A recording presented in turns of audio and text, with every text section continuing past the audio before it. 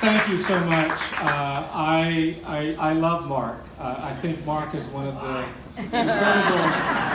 I'll actually tell you why. I love Mark because he's smart, he's brilliant, he has a lot of ideas in his mind, and like a lot of people, they carry their ideas in their mind with them and they express those ideas, and whether you think the idea is right where it should be or someplace else, it's that idea in the mind that comes out. But what I like about Mark is that he doesn't live his life, he doesn't practice law led by the ideas in his mind. He lives his life, he practices law by the convictions that are in his heart. And we change the world when we allow the convictions in our heart to shape the ideas in our mind. And that's what ACCR is about. It's not an organization of lawyers with just a lot of legal training. It's an organization of people who believe in justice. And it's their belief in justice that excites me and makes me proud to be here with you tonight. And I have to just say, I've been on the road for several nights. I kind of apologize to Mark because I've been all over the country and I haven't been home, and I'm desperate to get home. And I was kind of feeling a little low on energy. But when I got here, ACCR and all of you gave me this extraordinary gift. And I've been going to these schools and they give me their college t-shirts and they give me a pen and they give me a tie, and I appreciate the gesture. But tonight I got a special gift. I came into this room and I met several men who'd been condemned to die in prison when they were children. And seeing them in this room makes this night a very, very special night. When we started working on these cases, everybody told us you cannot persuade the Supreme Court to ban life without parole for children. You just won the case on the death penalty. Why would you think the court is prepared to do that? And there was this despair and hopelessness. And I have to tell you, it was a little disheartening to have so little support. But we fought. The Juvenile Law Center fought. Marcia Levick fought.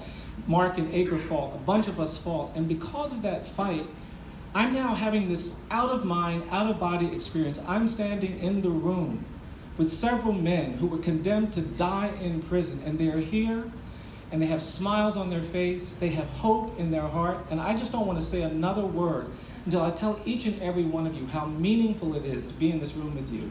You've given me energy to fight for another day, and I want to thank you for that.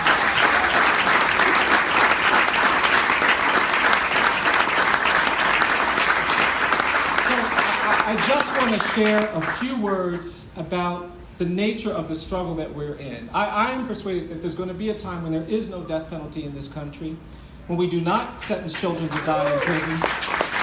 We're going to end this practice of putting kids in adult jails and prisons. We're going to create a minimum age for trying young people as adults. We're going to change things in this country. And someday, somebody's going to write about the effort that it took to create that world. And I want them to write about each and every one of us. I don't want them to just write about ACCR and Mark. They will write about ACCR and the incredible work that they do. But I want them to write about each and every one of us, because we can all do something to make the end of these barbaric punishments come sooner rather than later. And the things that I want you to consider doing begin with the choices that we make to be in a space like this. The first thing I want us to do is I want us to stay close to ACCR. I want us to support them. I want us to hold them up, and CHU, and the defenders, and the people who are fighting, and these men who've been released. I want us to get proximate to people who have to do this hard work, because the work is hard. And we're not going to change the world if we don't appreciate the power of proximity. I think we can change the world. I think we can end the death penalty. I think we can end excessive punishment. But the first thing we've got to do is we've got to get proximate to the poor. We've got to get proximate to people who are in jails and prisons. We've got to get proximate to these men coming out of jails and prisons. We've got to get closer to people who are on death row, because in proximity, we learn things and we see things and we hear things that we cannot know from a distance. Whatever we hear from the people we know who do this work, we can hear more if we get closer. I actually believe that proximity is the pathway to changing the world. We've got all these politicians trying to come up with these solutions, and their solutions don't work because they're so far from the problems, they don't see the nuances and the details. But when you get close, you understand things. I started practicing law in the 1980s, and we opened up our office in Montgomery, Alabama, and I didn't have staff, I didn't have books, I didn't have computers, and there was a man scheduled for execution. And the man called me up, he said, "Mr. Stevenson, I'm so glad you're here. I've got an execution date in 30 days, will you please represent me?"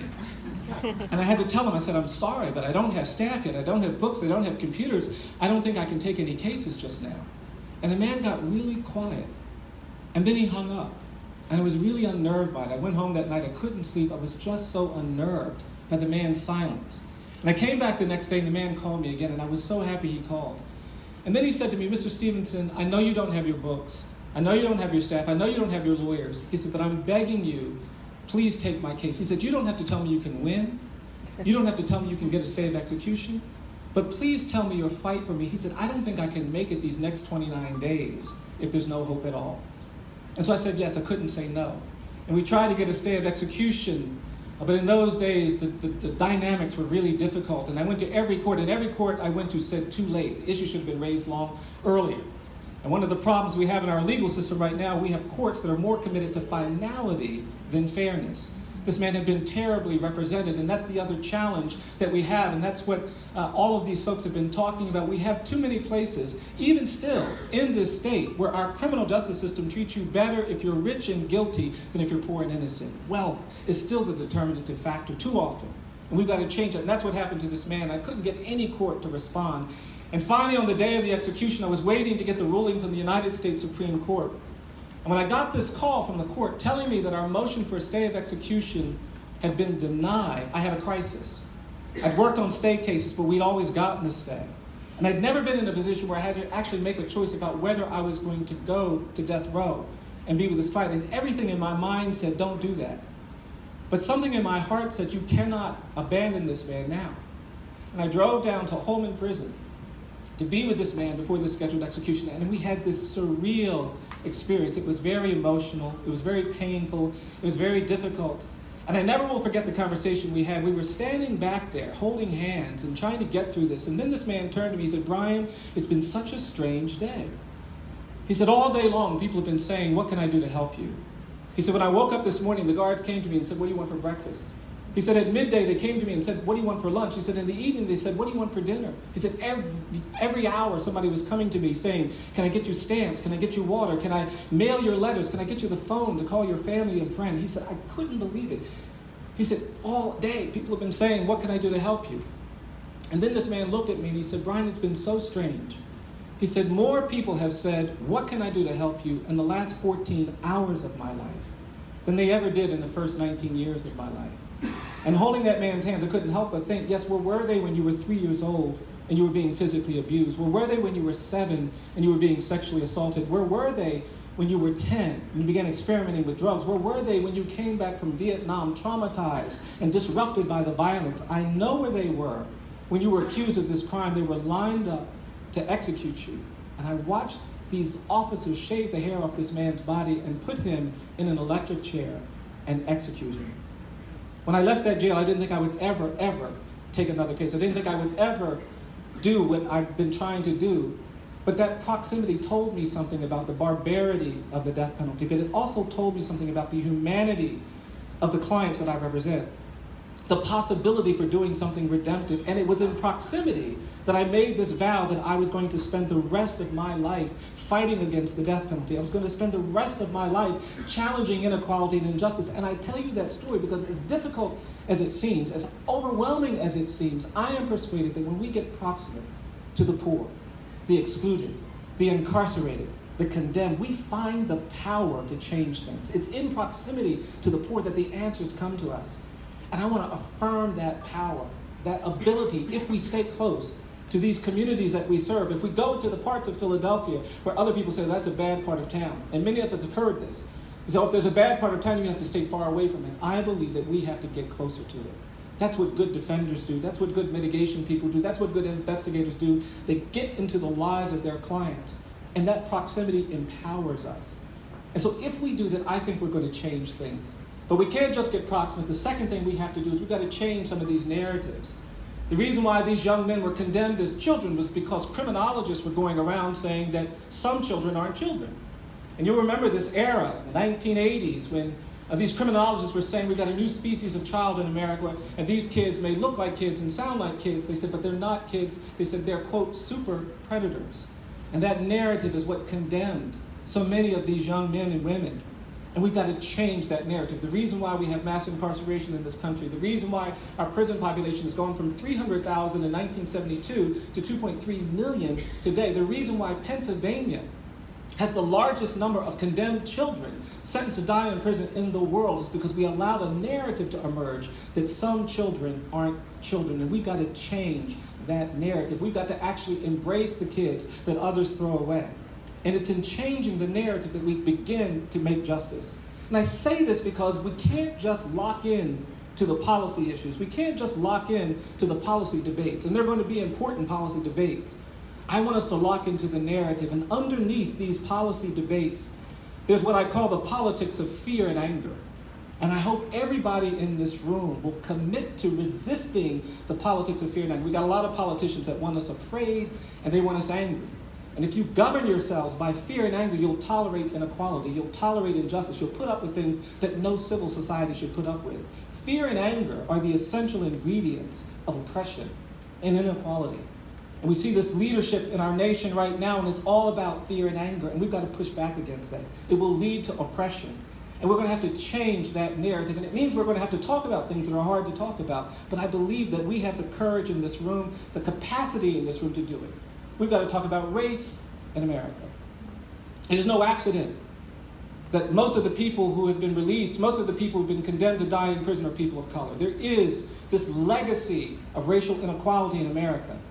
And it's created a kind of smog, and it's in the air. It's in the air here in Philadelphia, just like it's in the air in Alabama.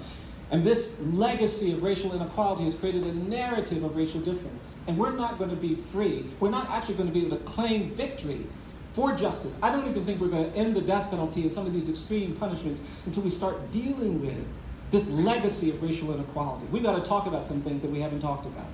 I think we have to talk about the fact that we live in a post-genocide society. Before Europeans came to this country, there were native people here, millions. And we slaughtered them through famine and war and disease. It was a genocide. We kept their names, Schuylkill and all of these names. I come through Philadelphia, all of these native words, but the people were forced to leave. Half the states in this country are named after native words. And it was a genocide, but we didn't call it a genocide because we said, no, those people are savages. We used this narrative of racial difference to justify that violence. And it was that same narrative that justified decades, centuries of enslavement. And I don't think the great evil of American slavery was involuntary servitude and forced labor. I think the great evil of American slavery was the narrative of racial difference that we created to justify enslavement. Our slave owners wanted to feel moral and just and Christian, so they said that black people are different than white people. They said black people can't do this, they're not evolved, they're not fully human. They got the courts to say they're 3/5 human. And that narrative of racial difference, that ideology of white supremacy, that was the true evil of American slavery. And if you read the 13th Amendment, it talks about ending involuntary servitude. It talks about ending forced labor, but it doesn't say anything about ending this narrative of racial difference, ending this ideology of white supremacy. And because of that, I don't think slavery ended in 1865. I think it just evolved. It turned into decades of terrorism and violence. Black people pulled out of their homes, murdered, hanged, brutalized. Older people of color come up to me sometimes. They say, Mr. Stevenson, I get angry when I hear people on TV talking about how we're dealing with domestic terrorism for the first time in our nation's history after 9/11. They said, we grew up with terror. We had to worry about being bombed and lynched and menaced every day of our lives. And we don't talk about the fact that the black people in Philadelphia, the black people in Cleveland and Chicago and Detroit and Los Angeles and Oakland and Boston and New York did not come to these communities as immigrants looking for new economic opportunities. They came to these communities as refugees and exiles from terror in the American South. There's a line from Philadelphia to Virginia and Philadelphia to South Carolina and Philadelphia to Mississippi, and it's these communities that were formed in response to terror. We didn't talk about it. And even when we talk about the civil rights movement, I'm going to be honest, I get worried. Because I think we've gotten too celebratory. And we allow people to celebrate the civil rights movement even while they're actively trying to deconstruct all the civil rights we want. And it bothers me because I think if we don't change that narrative, we're not going to get where we're going to go. And today, the lawyers in this room who do public defense work, who do criminal defense work, we know that when we go into the courtroom, that narrative of racial difference is going to be a threat, it's going to be a burden, it's going to be a challenge, it's going to be a problem.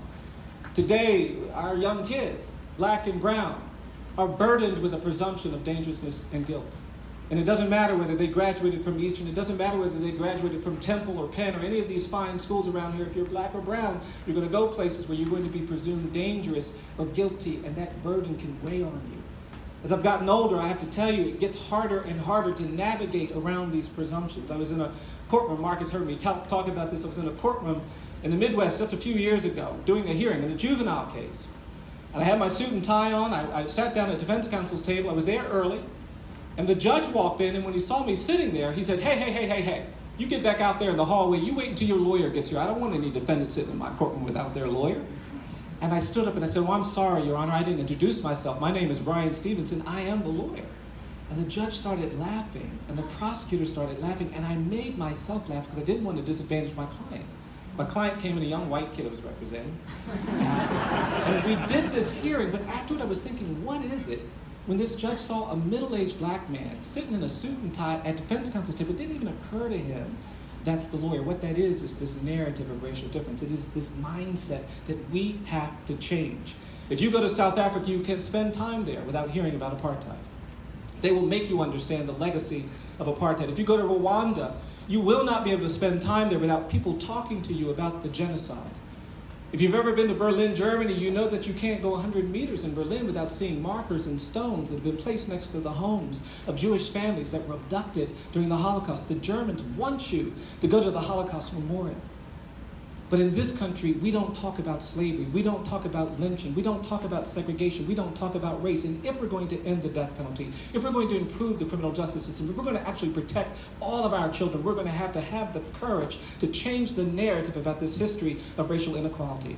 We're building lynching memorials. We're building museums about slavery. People keep asking me, why are you doing that when you've got all your hands filled in this criminal justice work? I'm doing that because I believe we cannot separate these things.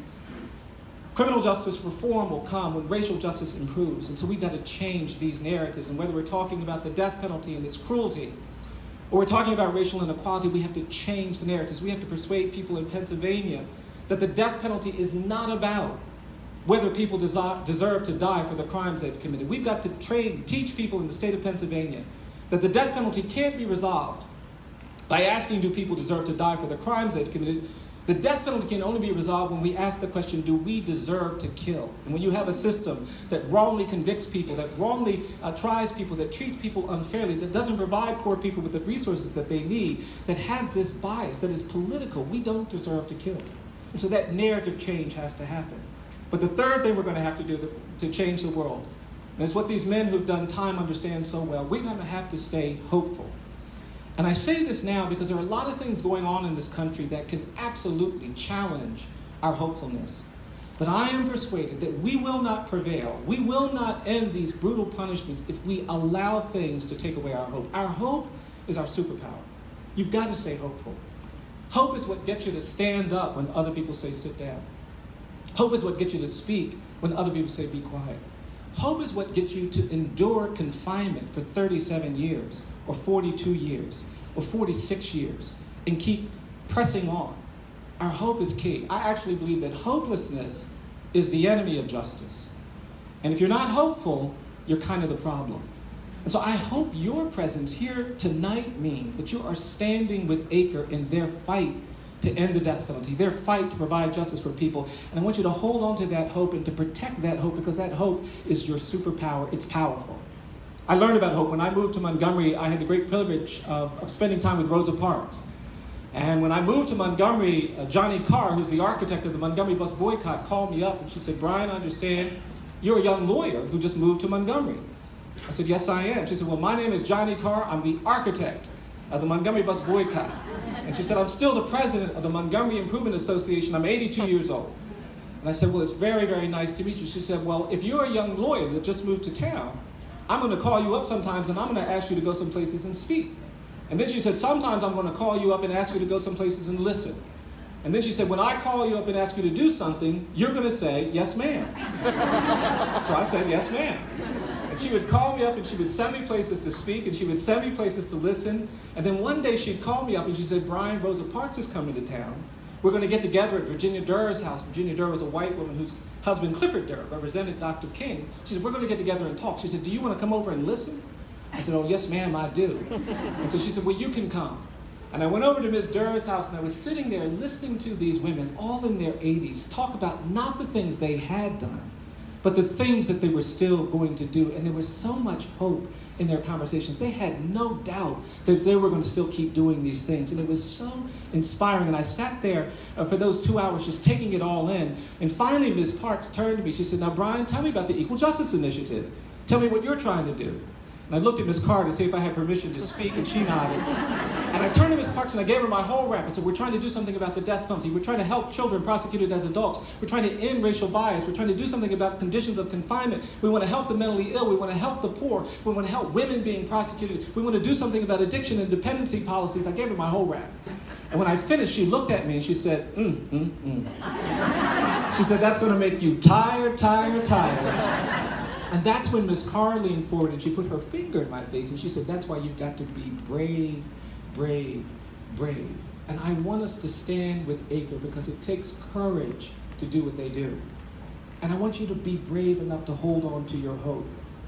I think if we are approximate, if we change narratives, if we stay hopeful, we're going to get there. But the fourth and final thing we have to do if we're going to change the world, if we're going to really make this happen in our lifetimes, and I think we should just make that announcement, we want to happen in our lifetimes.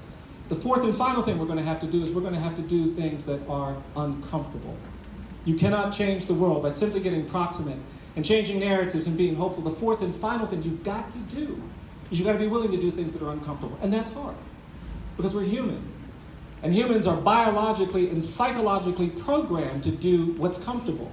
Doing what's uncomfortable means you have to make a decision. You actually have to choose to do that, and it's hard. And don't get me wrong, I'm not against comfort. That's not what I'm saying. But what I am saying is that I don't think we're going to be able to end the death penalty. We're not going to be able to end these punishments. We're not going to create fairness and equity in our system if we're not willing to do inconvenient and uncomfortable things. And I've done some research on this. I looked for some examples where justice prevailed, where equality triumphed, where oppression was ended, and nobody had to do anything inconvenient or uncomfortable. I can't find any examples of that.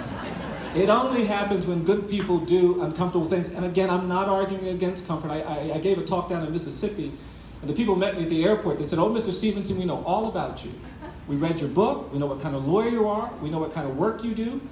And they said, "We have to tell you that we're having our conference at the luxurious DoubleTree Hotel." And they said, "We decided that you wouldn't want to stay at the luxurious DoubleTree Hotel."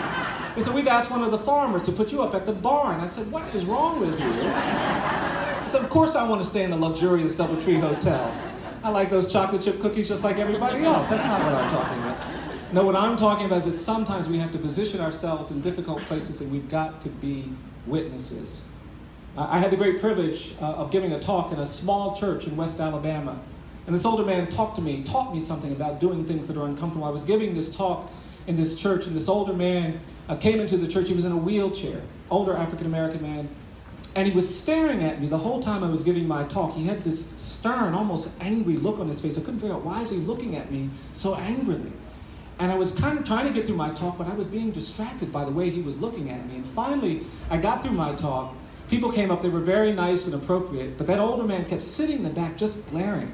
And when everybody else left and they walked away, this older man came down the center aisle of that church in his wheelchair, and he came up to me with this stern, angry look on his face. And when he got in front of me, he put his hand up and he said, "Do you know what you're doing?" And I just stood there. And then he asked me again, he said, "Do you know what you're doing?" And I stepped back and I mumbled something. I don't even remember what I said. Then he asked me one more time, he said, "Do you know what you're doing?" And that's when this man looked at me. He said, "I'm going to tell you what you're doing." And this man looked at me and he said, "You're beating the drum for justice. You keep beating the drum for justice." And I was so moved. I was also really relieved because I just didn't know what was about to happen. And then this man grabbed me by my jacket and he pulled me into his wheelchair. He said, "Come here, come here, come here. I'm going to show you something." And this man turned his head. He said, "You see this scar I have behind my right ear?"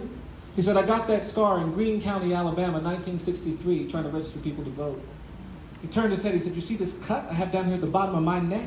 Got that cut in Philadelphia, Mississippi, 1964, trying to register people to vote." He turned his head. He said, "You see this dark spot?" He said, "That's my bruise. Got my bruise in Birmingham, Alabama, 1965, trying to register people to vote." And that's when this man looked at me. He said, "I'm going to tell you something, young man. People look at me, they think I'm some old man sitting in a wheelchair covered with cuts and bruises and scars." He said, "But I'm going to tell you something. These aren't my cuts." He said, "These are not my bruises." He said, "These are not my scars." He said, "These are my medals of honor." And I tell you that because I believe we honor what it means to do justice. When we get proximate to organizations like ACCR, when we change these narratives, when we stay hopeful, and when we do uncomfortable things. One of the uncomfortable things I'm going to ask you to do tonight is to support this organization, to give funds to this organization, to allow them to be the kind of leaders and fighters and justice seekers that we want representing us as we do this work. I believe really simple things. I believe that all of us are more than the worst thing we've ever done. I believe that for each and every person. I think if someone tells a lie, they're not just a liar. I think if someone takes something, they're not just a thief. I think even if you kill someone, you're not just a killer. And justice requires that we know the other things we are. That's what ACCR's about. They're trying to let the world know what else these men and women who've been condemned are. The second thing I believe is that I believe the opposite of poverty is not wealth. I think we sometimes talk too much about money in America. I am persuaded that the opposite of poverty isn't wealth. I believe the opposite of poverty is justice. And when we do justice, we deconstruct the conditions that give rise to poverty. And if we want to end poverty, if we want to help people, we need to engage with organizations like ACCR who are about justice. And finally, I believe that even when I come back to Philadelphia, when I come back to this incredible community and I see all of these wonderful things, I am persuaded that our commitment to justice, our commitment to civility, our commitment to the rule of law, our commitment to decency cannot be reflected in how we treat the rich and the powerful and the privileged. Our commitment is going to be reflected in how we treat the poor, the incarcerated, and the condemned. There's no other institution that I can think of that does that work more honestly and with more commitment than the people at ACCR. And so tonight, I want to honor them by supporting them. I want to stand with them because they are standing with many of the men who you see in this room. But more than that, I want them to know that they're not alone. That there's a community of people in this city, in this community, who are committed to being proximate, committed to changing narratives, committed to staying hopeful, committed to doing uncomfortable things. I am excited about what we can do. Pennsylvania was the place where things were the worst when it came to the numbers of death sentences being imposed on a regular basis, the number of children condemned to die in prison. Now some exciting things are happening. This state has actually released more juveniles condemned to die in prison than any state in the country. And that's a testament to the work that people are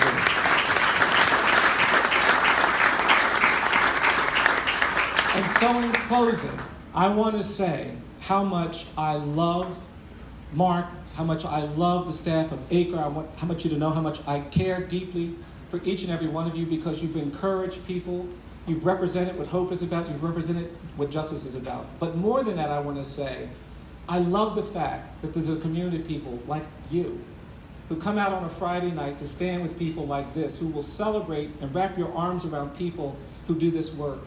It energizes all of us. It means something to all of us. And for that, there is no word. There are no words. There's no prize. One of these days, I'll end with this, one of these days we'll actually begin to understand things that are hard to understand now. I practice in Montgomery, Alabama, and people say sometimes it must be so hard and so difficult. And when I'm having a really difficult day, I'll go into the conference room where we have a window, and I'll look out that window and I think about the people who were trying to do what I'm trying to do 60 years ago. And what they had to frequently say is, my head is bloody but not bowed. I've never had to say that. And what that tells me is that I can do more. We can do more. And this community can see more if we stand with organizations like ACCR. You honor me by inviting me to be a part of this celebration. I want to honor you by thanking you for the support you give to ACCR, for thanking you for the support you give to these men and women who are being released from prisons, and for the fight you will fight to end the death penalty in this state, to eliminate these excessive punishments, and to make justice meaningful for so many in our community. I want to wish you the very best in that struggle. If you stand, I'll stand with you. And when I stand, I hope you'll stand with me. And I want to wish each and every one of you a great night, and thank you for giving me this opportunity.